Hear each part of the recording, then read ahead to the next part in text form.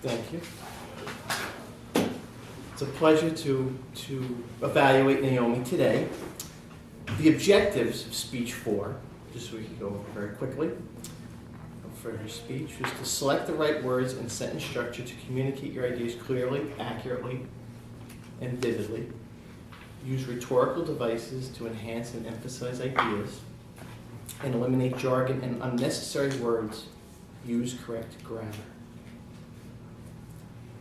So when Naomi first came up here, she was very calm, very confident.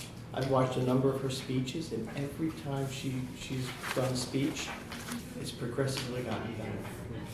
She really seems like at ease up here, and I really felt, just looking at her, just her smile, I really wanted to just hear everything that she had to say.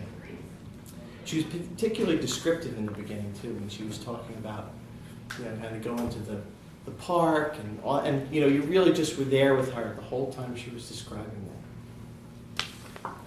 She used great visuals in the beginning.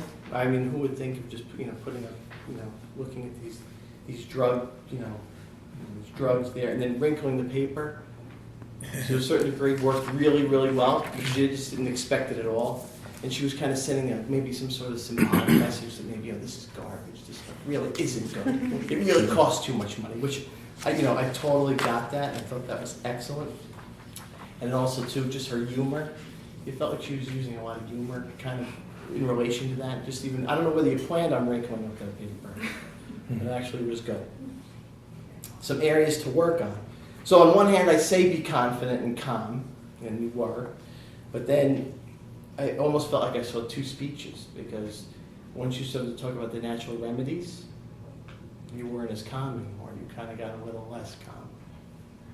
All of a sudden, you took that paper that was crumpled up and you kind of started to play with it a little bit. You threw it out in the trash, and it became like a distraction, so you just want to be careful of that.